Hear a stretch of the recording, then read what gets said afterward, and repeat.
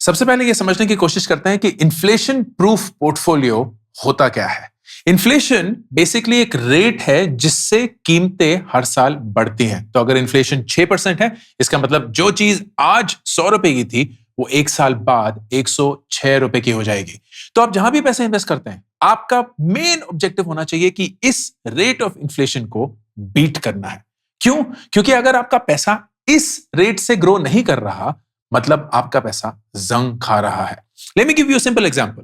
फर्ज करिए कि आप अपना पैसा एक फिक्स डिपॉजिट में इन्वेस्ट कर देते हैं, 5% आपको मिलता है और आप बड़े खुश हैं क्योंकि आपको बिना किसी रिस्क के हर साल 5% मिलते हैं और उससे आपके पैसे बढ़ते हैं। तो आप 100 रुपए डालते हैं, अगले साल 105, उसके अगले साल 111, so on and so forth।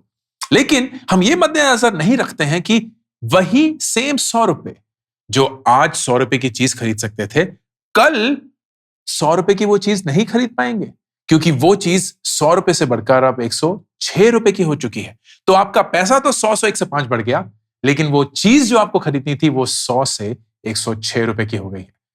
इसका मतलब आपका पैसा साल में 1% से घट गया, उसकी औकात, उसकी हैसियत 1% से घट गई। And this is the biggest thing about inflation. Inflation आपके पैसे को कोरोड करता है। तो जहां भी आप पैसा डालेंगे, आपको इस इन्फ्लेशन से ऊपर एक रेट ऑफ रिटर्न कमाना है। 5 ऐसे तरीके जो 2023 में आप डिप्लॉय कर सकते हैं अपने पैसे को इन्फ्लेशन प्रूफ बनाने के लिए। सबसे पहले तो देखते हैं कि इन्फ्लेशन के एक्चुअल नंबर्स क्या हैं। तो मैंने 2012 से 2022 तक के सालाना एवरेज इन्फ्लेशन यहां लिखे हैं। तो 2012 में करीब करीब इन्फ्लेशन पूरे साल का 9.3% था, फिर वो 11% बना, फिर करीब 6%, 5, ब्ला ब्ला ब्ला ब्ला। तो इसका मतलब ऑन एन एवरेज आपका पिछले 10 सालों में इन्फ्लेशन 5.9%, मतलब 6% बना है। इन अदर वर्ड्स, हर साल चीजों की कीमत 6% से बड़ी है। Now this is an average. इसमें बहुत सारी चीजें हो सकती हैं जो कम बड़ी हों, बहुत सारी चीजें हैं जो इससे ज्यादा बड़ी हों, बट ऑन एन एवरेज आप 6% लेके चल सकते हैं। अब इसको बीट करने के लिए कौन कौन से तरीके हैं? सबसे पहले सोना बहुत लोग बोलते हैं इन्फ्लेशन के अगेंस्ट एक बहुत अच्छा हेज होता है, लेकिन डेटा ये सजेस्ट नहीं करता है। अगर आप सालाना 2012 से 2022 के गोल्ड के रेट को चेंज होते हुए देखेंगे तो यू विल रियलाइज कि ऑन एन एवरेज गोल्ड का प्राइस सिर्फ 6.5% ईयरली बढ़ा है, मतलब barely क्रॉसिंग इन्फ्लेशन। तो अगर आपने पिछले 10 साल सोने में इन्वेस्ट किया, चाहे वो डिजिटल गोल्ड हो या वर्स ज्वेलरी हो, तो आपका पैसा सिर्फ बेयरली इन्फ्लेशन के 5.9% को बीट कर पाया है, बल्कि टैक्सेस के बाद तो वो भी नहीं होगा क्योंकि इस 6.5% पे भी आपको कम से कम 20-30% टैक्स देना होगा। एंड दैट मीन्स कि आपका पैसा सोने के रूप में इन्फ्लेशन को बीट नहीं कर पाया। But this is still something that people continue to do. मेरा यही मानना है कि सोने को आपको किसी और इन्वेस्टमेंट से मिक्स करना होगा, and I will come to it very quickly. Then हम सबका प्यार, खासकर माँ बाप का फिक्स डिपॉजिट, मेरा प्यार। तो मैंने एसबीआई के 1 साल के फिक्स डिपॉजिट रेट यहां लिखे हैं 2012 से 2022 तक। एंड इसको अगर मैं देखूं तो आपके 100 रुपए जो आपने 2012 में डाले थे, वो इन सारे फिक्स डिपॉजिट के रेट को मिलकर 205 रुपए बनते। मतलब पैसा तो दुगना हो जाता, लेकिन अगर उसको हम एक सालाना रेट ऑफ रिटर्न में कन्वर्ट करते तो वो बनता 6.8%। मतलब इन्फ्लेशन को बेयरली अगेन बीट करता हुआ, लेकिन टैक्सेस के बाद इन्फ्लेशन से कम। मतलब फिक्स डिपॉजिट में आपका पैसा हर साल घट रहा था इन इट्स हैसियत, इन इट्स औकात टू बाय थिंग्स। तो कौन सी चीजें हैं फिर जो इस इन्फ्लेशन को बीट कर सकती हैं एंड इससे कई ज्यादा अच्छा एक रिटर्न दे सकती है? Number 1, corporate bonds. Corporate bonds क्या होते हैं? बहुत सारी कंपनियों को बहुत सारी कंपनियों को लोन्स चाहिए होते हैं। उस लोन्स के लिए वो बैंक्स के पास जाते हैं, लेकिन उन लोन्स के लिए वो हम जैसे लोगों के पास भी आते हैं।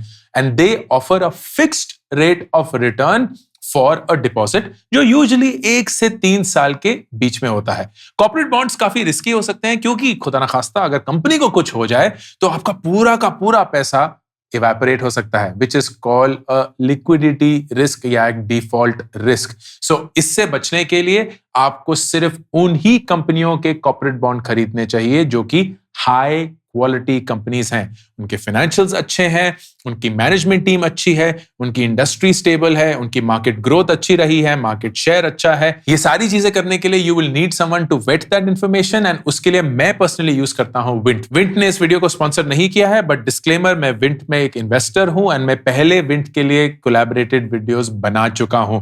तो ये मेरा एक बायस्ड ओपिनियन है, but whenever I invest in corporate bonds I use Mint. I'll show you how it works. तो फॉर एग्जाम्पल SK Finance है जो जनवरी 2023 को ही लॉन्च हुआ है। अगर मैं इसकी डिटेल्स देखूं तो you will get a sense कि आप जो भी पैसा डालेंगे वो 5 अप्रैल 2025 को आपको वापस मिलेगा। एंड अगर आप करीब करीब 1 लाख रुपए अभी डालते हैं तो ऑन एन एवरेज नहीं, almost on a guaranteed risk, क्योंकि ये फिक्स्ड रेट ऑफ रिटर्न है, आपको 5 अप्रैल 2025 को 1,22,265 रुपए मिलेंगे, which translates into a rate of return of 9.25%। मतलब इन्फ्लेशन को काफी हद तक बीट करता हुआ, टैक्सेस के बाद भी इन्फ्लेशन से ऊपर ही होगा। The good thing is it's fixed rate of return, तो आपको रिस्क नहीं लेना पड़ेगा। But as I said, risk ये है कि ये कंपनी ही अगर बंद हो गई या खुदा ना खास्ता कुछ हो गया मार्केट को, तो their capability of giving back this loan will reduce. तो विंट वेल्थ इसमें क्या करता है, और बहुत सारे ऐसे प्लेयर्स हैं, सिर्फ विंट ही नहीं है, they go through a vetting process. तो वो बोलते हैं कि what do we like about this. SK finance की लॉन्ग टर्म रिकॉर्ड है, 25 साल से लंबी कंपनी है, मार्की इन्वेस्टर्स हैं कंपनी में, कंफर्टेबल कैपिटलाइजेशन प्रोफाइल है, तो मतलब उसका जो मार्केट प्रोफाइल है इन टर्म्स ऑफ कैपिटलाइजेशन वो काफी अच्छा है, डेट इक्विटी रेशियो अच्छा है, सो ऑन। क्राइटेरिया भी उन्होंने चेक करे हुए हैं। रिस्क क्या है, बहुत सारा बिजनेस जो है वो स्टेट ऑफ राजस्थान से ही सिर्फ आता है, तो अगर वहां कुछ आ गया, बाढ़ भूकंप हुस नोज ना आए, लेकिन अगर आ गया सो देन फाइनेंशियल्स हैं, so all of these things are there.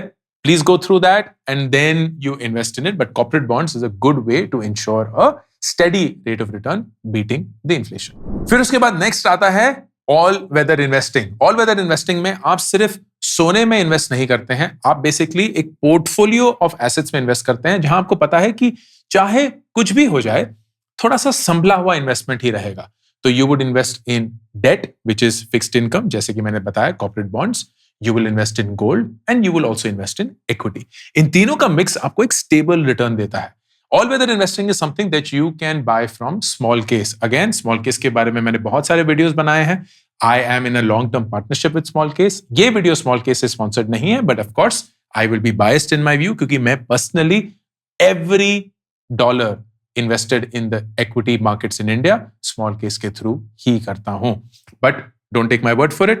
Please do your own research. But I will tell you how this works. तो Small Case में करीब 42% जो पैसा है वो equity में है, और वो भी equity Nifty and Junior Bs में पड़ा हुआ है, तो मतलब अलग अलग मार्केट कैपिटलाइजेशंस में भी है। टॉप 50 कंपनीज या top companies and then the slightly smaller ones, and then फिर डेट अराउंड 25%, तो ये फिक्स्ड इनकम है, कंपनीज जो कॉर्पोरेट बॉन्ड्स के थ्रू फिक्स्ड इनकम एसेट्स बेचती हैं वो, and then about 34% in gold. इन तीनों के चलते आपका एवरेज रेट ऑफ रिटर्न जो है वो 10.24% है, अगर पिछले 5 साल का रिटर्न देखा जाए, which again is a lot higher than the inflation. Tax को काट के भी it will still be higher, and it is a lot predictable, क्योंकि ये बहुत लो वॉलेटिलिटी है, बहुत ऊंचा नीचा नहीं जाता है ऑन अ डेली बेसिस, दिल की धड़कनें तेज नहीं होती हैं। इनफैक्ट अगर मैं आपको ग्राफ दिखाऊं तो ग्राफ आपको दिखेगा कि ये जो ब्लू वाला ग्राफ है, it is very very sturdy, you सी।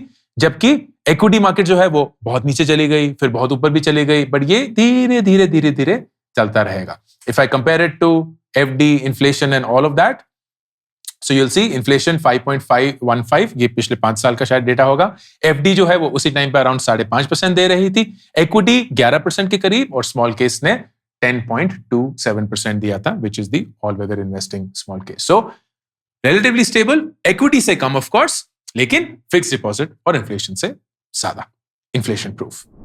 फिर तीसरा आता है real estate. Now real estate की सबसे बड़ी प्रॉब्लम यह है कि while it gives you a rate of return, plus the good thing about real estate is कि वो आपको एक रेंटल यील्ड भी देता है। रेंटल यील्ड क्या होता है कि अगर आप कोई भी रियल एस्टेट प्रॉपर्टी खरीदते हैं और उसको रेंट पे चढ़ाते हैं तो आपको एक परसेंटेज ऑफ उसकी जो वैल्यू है वो सालाना रेंट के तौर पे वापस मिलती रहती है। तो if you add the rental yield, जो कि रेजिडेंशियल के लिए 1 से 2% होता है, कमर्शियल के लिए 5 से 8% हो सकता है, plus if you add the appreciation of the property, residential की अलग होगी, कमर्शियल की अलग होगी, वो जिस शहर में है, जिस कॉलोनी में है, उसके बेसिस पे होगी, तो इन दोनों को मिलाकर आप इन्फ्लेशन को अच्छे से बीट कर सकते हैं। प्रॉब्लम यह है कि रियल एस्टेट में बहुत पैसा चाहिए होता है, लाइक लाखों करोड़ों में पैसा चाहिए होता है, और हम लोगों के पास शायद वो पैसा नहीं है। तो इसको सॉल्व करने के लिए is a concept called REIT, real estate trust investment, real estate investment trust. And REITs क्या होती हैं? आप बहुत बढ़िया रियल एस्टेट कंपनीज के REITs जो लॉन्च हुए होते हैं उनमें इन्वेस्ट करते हैं।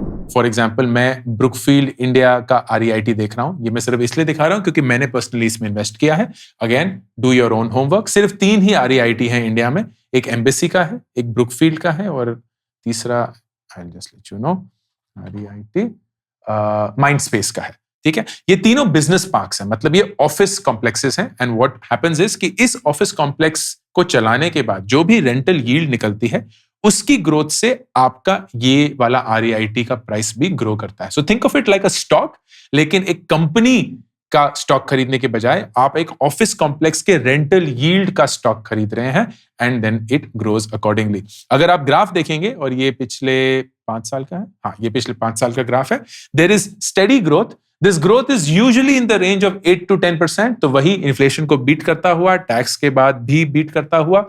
And the good thing about REITs is कि आप बहुत सस्ते में ये खरीद सकते हैं। फॉर एग्जाम्पल, ये सिर्फ 273 रुपीज का REIT है ब्रुकफील्ड का, which means technically you can buy real estate for as low as 273 rupees, and that is brilliant, क्योंकि उससे आपकी एक प्रिडिक्टेबल इनकम स्ट्रीम बनती है and you are able to beat inflation. Number 4, US stocks. US stocks help you beat inflation. क्यों? क्योंकि वो आपकी मार्केट से डिस्कनेक्टेड होते हैं। एंड US क्यों? क्योंकि वो दुनिया की सबसे बड़ी मार्केट है, particularly when it comes to global brands जिनका फुटप्रिंट पूरी दुनिया में है. So you get a lot of market opportunity and you can grow on that. To show you the data, दो चीजें यूएस स्टॉक्स में कंसिडर करनी होती है. नंबर एक कि यूएस स्टॉक कैसे मूव कर रहा है, बट नंबर दो क्योंकि आप अपना पैसा रुपीस से यूएसडी में कन्वर्ट करते हैं, एंड यूएसडी भी या यूएस डॉलर भी इंडियन रुपी के कंपैरिजन में बढ़ता रहता है. तो जब आप वापस उसको इंडियन रुपीस में कन्वर्ट करते हैं, यू गेट अ गेन